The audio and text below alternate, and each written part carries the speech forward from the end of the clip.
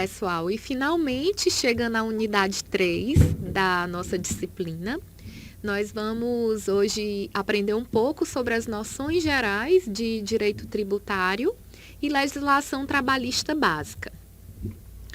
Vamos começar pelo direito tributário, abordando inicialmente o conceito, também conhecido como direito fiscal.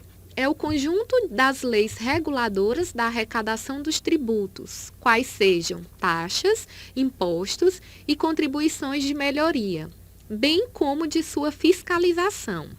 Então, é o direito responsável por regular as relações jurídicas estabelecidas entre o Estado e o contribuinte no que se refere à arrecadação de tributos. E o surgimento? Na Idade Antiga, a receita pública, ou seja, o dinheiro que era arrecadado para o Estado, era proveniente de fontes irregulares, o que comprometia a manutenção do Estado, bem como a elaboração de um planejamento orçamentário.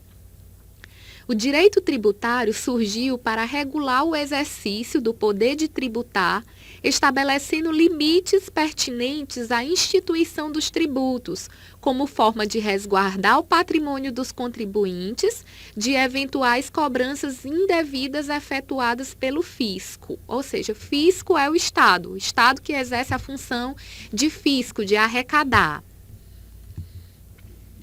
Assim como o direito empresarial, como o direito do consumidor, o direito tributário ele também tem fontes, se dividindo em fontes materiais e fontes formais.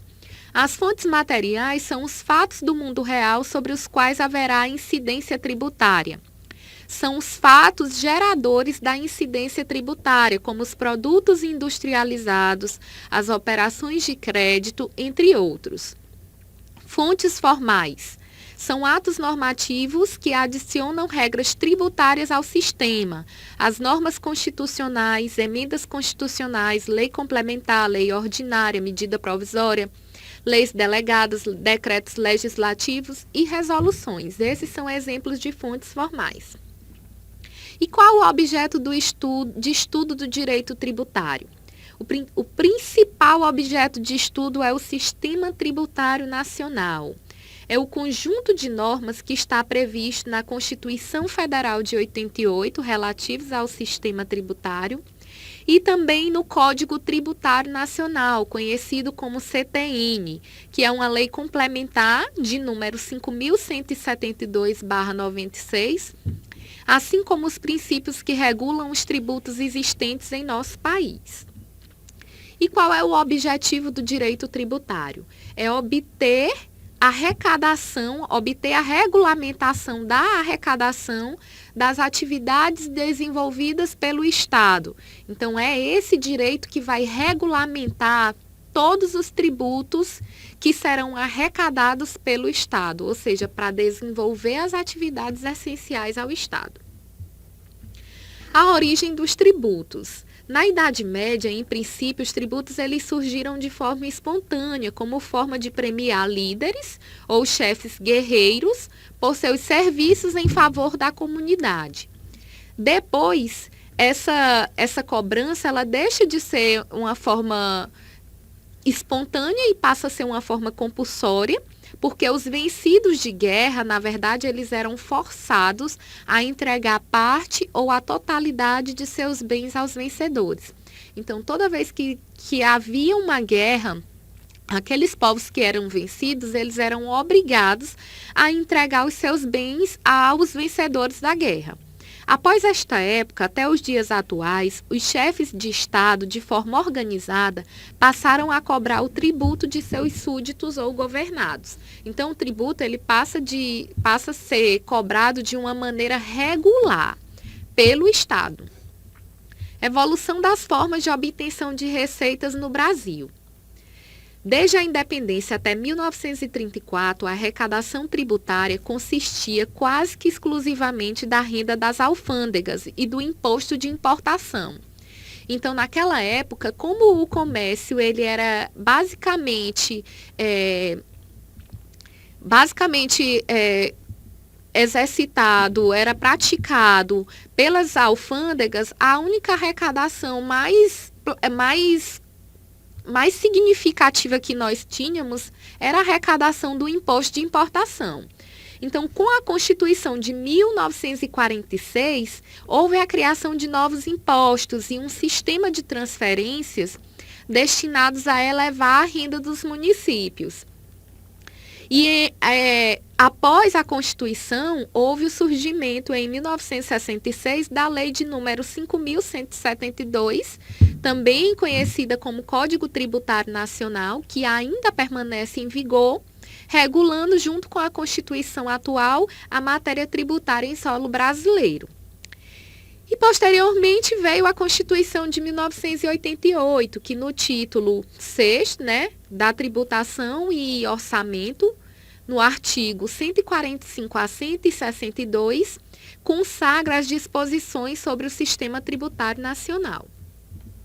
Como nascem os tributos? Primeiramente, é necessário dizer que a Constituição Federal ela precisa autorizar a criação de um determinado tributo.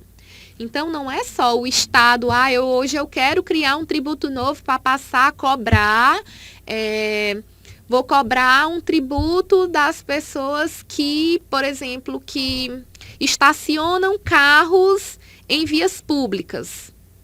Então, para criar esse tributo é necessário que haja uma aprovação de uma lei, se for Estado, é estadual, se for federal, então a União vai ter que passar a criar, instituindo esse determinado tributo. Então, essa competência tributária, ela é indelegável, ou seja, a competência de criar, instituir e majorar os tributos, ela não pode ser delegada. É uma competência que é dos entes federativos, pertence à União, aos estados, aos municípios e ao Distrito Federal. Já a capacidade ativa tributária é o ato de arrecadar e fiscalizar a cobrança desses tributos. A capacidade ativa tributária, ela é delegável de acordo com o artigo 7º do Código Tributário Nacional. Então, você pode sim, o Estado ele pode delegar essa arrecadação para um outro ente. Exemplo, a arrecadação do Imposto Territorial Rural. Então, é um imposto criado pela União, o ITR, mas a arrecadação pode ficar por conta do município, por conta do Estado. Então, esse é um exemplo para vocês diferenciarem competência tributária de capacidade ativa tributária. Mas o que é tributo, professora? Eu trouxe a definição através do slide, mas eu peço que vocês acompanhem na página 34 do material o conceito de tributo. A palavra tributo, ela deriva do latim tributum. Diz respeito àquilo por dever é entregue ao Estado. De acordo com o artigo 3º do Código Tributário Nacional, o tributo é toda prestação pecuniária compulsória em moeda ou cujo valor nela se possa exprimir, que não constitua sanção de ato ilícito, instituída em lei e cobrada mediante atividade administrativa vinculada. Explicando melhor o que é tributo. É toda prestação pecuniária. Se é uma prestação pecuniária, em regra ela é paga em dinheiro. Então, o artigo 162 do Código Tributário Nacional ainda admite o pagamento do tributo por meio de cheque ou vale postal, mas, via de regra, é em dinheiro. O direito brasileiro afasta a possibilidade de os tributos serem exigidos in natura ou in labore. Como é isso, professora? Ou seja, não se pode pagar um determinado tributo com produtos in natura, ou seja, com leite, manga, ou in labore, com trabalho. Ou seja, eu não tenho dinheiro para pagar o meu tributo, eu vou oferecer minha mão de obra para poder pagar. Então, isso é vedado pelo direito brasileiro. É uma prestação compulsória, porque independe da vontade do contribuinte. Então, querendo ou não, ele vai ser obrigado a pagar. Que não constitua sanção de ato ilícito. Então, o tributo ele decorre da ocorrência de um fato lícito previsto em lei. Diferente da multa, você paga uma multa porque a multa decorre de um fato ilícito. Exemplo, eu vou pagar o IPVA do meu carro porque eu adquiri um carro. Então, o fato gerador para que se pague o IPVA é você ser proprietário de um veículo automotor. Então, esse é um ato lícito. Então, eu vou pagar um tributo. Estou dirigindo no meu carro e, de repente, eu ultrapasso a velocidade permitida pela lei. Vou pagar uma multa. Por quê? Porque é decorrente de um fato ilícito. Eu cometi um fato que não está previsto em lei. Então, tributo não é sinônimo de multa. Instituído em lei. Sem lei que o institua, não existe tributo. Então, tributo ele só pode ser instituído em lei. E aqui eu chamo a atenção de vocês para o princípio da legalidade, que já foi falado anteriormente. E vocês podem acompanhar na página 34. É cobrado mediante atividade administrativa vinculada, ou seja, não há discricionariedade, não há vontade do administrador público. Ele é vinculado à lei, então ele tem que cobrar o tributo, independente da vontade dele ou não. A natureza jurídica do tributo, ela está prevista no artigo 4º do Código Tributário Nacional, assim como no artigo 145, parágrafo 2º, e 154, inciso 1º da Constituição Federal. Então, eu sugiro que vocês procurem ler esses artigos para que entendam melhor um pouco sobre a natureza jurídica do tributo, que é determinada pelo fato gerador da obrigação tributária e pela base de cálculo. O fato gerador é aquela situação que eu expliquei para vocês que faz surgir a obrigação de pagar o tributo. E a base de cálculo vai ser a grandeza onde vai se incidir a alíquota para o pagamento do tributo. Aqui eu trouxe um esquema que demonstra os elementos da obrigação tributária. Então, de um lado, eu tenho um sujeito ativo, que é o fisco, né, o Estado, a União. Eu tenho do outro lado o sujeito passivo, que é o contribuinte.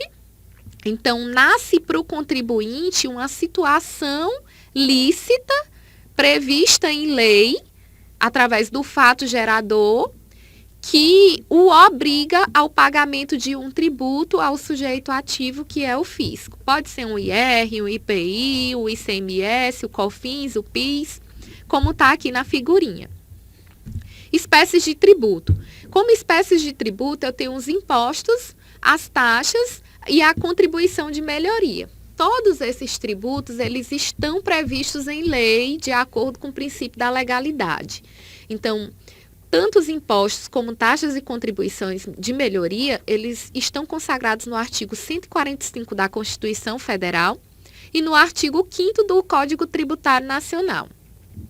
Já os empréstimos compulsórios e as contribuições especiais ou parafiscais são outros tipos de tributos. Daí você encontra a previsão dos empréstimos compulsórios no artigo 148 da Constituição e das contribuições especiais ou parafiscais no artigo 149 da Constituição. Os impostos, eles estão previstos no artigo 16 do Código Tributário Nacional. Vocês podem estar acompanhando também pelo material de vocês na página 37. Eles são classificados como impostos federais, estaduais ou municipais, de acordo com a competência que tem o ente para instituir, criar ou majorar esse determinado tributo. Qual é o fato gerador dos impostos? É uma situação independente de qualquer atividade estatal específica relativa ao contribuinte.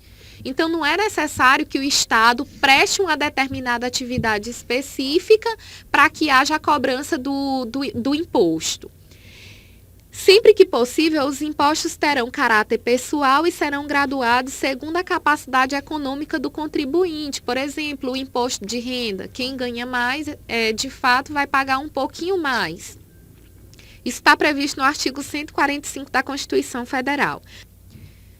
Bom, e com relação a essa classificação, como impostos federais, podemos citar o imposto de importação, o imposto de exportação, o imposto de renda, o imposto sobre produtos industrializados, o Imposto sobre Operações Financeiras, que também é conhecido como IOF, Imposto de Grandes Fortunas, impostos residuais e os impostos extraordinários na época de guerra e calamidade pública.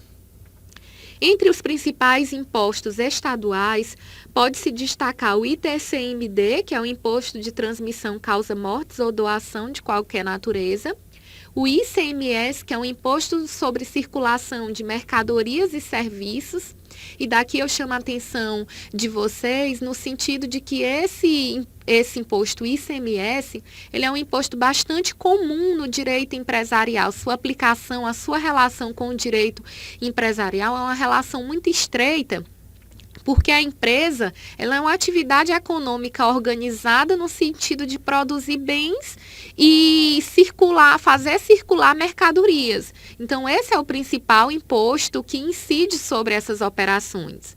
E o IPVA, que é o Imposto sobre a Propriedade de Veículos Automotores. Como impostos municipais, podemos destacar o ITBI, que é o Imposto de Transmissão de Bens de qualquer natureza, o ISS, que é o Imposto sobre Serviços, e existe uma lei complementar que já vai estabelecer quais são os serviços em que se incide o ISS, e o IPTU, que é o Imposto sobre Propriedade Territorial Urbana, também bastante conhecido.